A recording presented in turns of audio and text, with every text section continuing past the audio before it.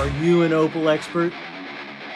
People often use social media to figure out what kind of opal they have. They'll go to a garage sale or an estate sale. They'll pick it up at a market and then ask the community, what kind of opal is this? Now, there's this thing that happens on social media where somebody will pretend like an opal expert and they'll just say, oh, this is this kind of material without actually knowing what kind of material it is. People will see that behavior, think that that person is right, and then they'll start spreading misinformation. Before you know it, there's a whole army of social media opal fans who are telling you the wrong thing. My name is Riley. I run 53 Frogs, which is one of the top shops on opalauctions.com.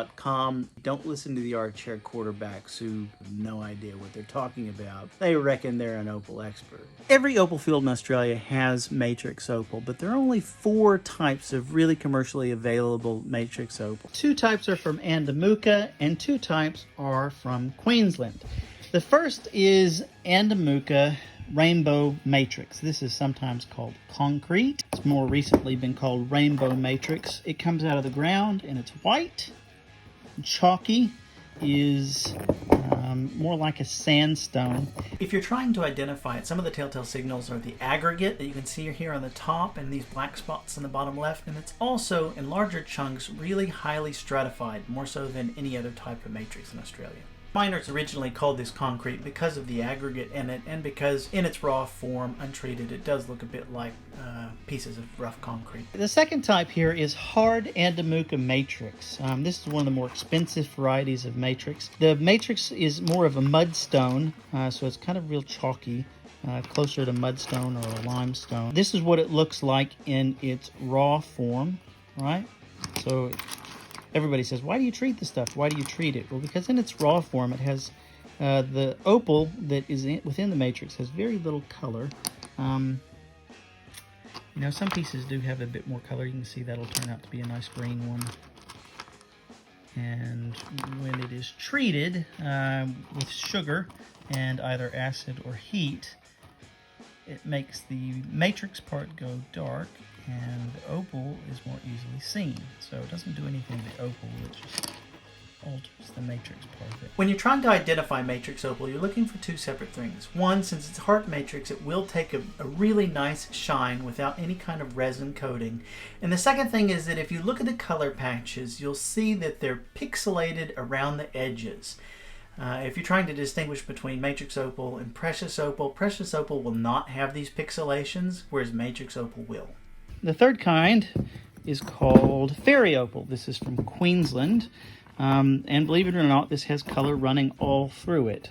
There'll be bars of color running through this, and we cut it up and treat it, and a lot of iron in this material, which makes it significantly more red, you can see, than the white Andamooka material. Most often called fairy opal. Now, there's a lot of people who call this stuff fairy opal. This is not fairy opal. Anybody from Andamooka doesn't call that fairy opal. This is not fairy opal. This is fairy opal. Fairy opal is matrix opal. It comes from a sandstone matrix. It comes from Queensland, Australia. When it comes to differentiating between fairy opal and rainbow matrix, it can get kind of tricky. In the rough, it's easy because the base color of the matrix is different, but once it's been finished, because they're both soft sandstone matrices, they kind of look similar in a lot of ways. You can tell a lot of the times just by how uniform the color is. Fairy opal doesn't often have the aggregate, and the patterning in the fairy opal color patches is a bit more uniform than you usually find in rainbow matrix.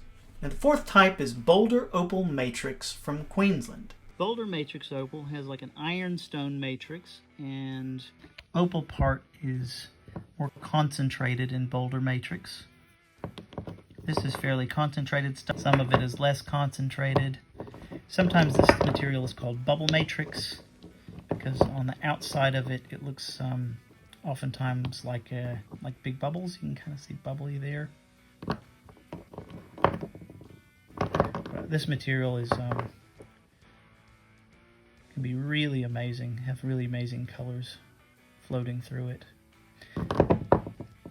I know it's really tempting to only want to cut high dollar opal because it looks great, but a lot of the way that that you can make your side hustle a going concern, make your opal cutting profitable so that you can work up to cutting that kind of really high dollar material, is starting with mid-level material, like start learning it, start cutting it. It's got bars in it that run through the matrix, just like just like Cooper Pedy material or Lightning Ridge material. It forms in a similar way. You cut it in a similar way, but you can get it for significantly cheaper. You can flip it. You can set it. It's just a really great foundation level opal if you want to, if you want to build an opal business or an opal side hustle or a really good opal hobby. I highly suggest get some matrix opal, play around with it, learn to cut it, learn to treat it. It's just really rewarding experience.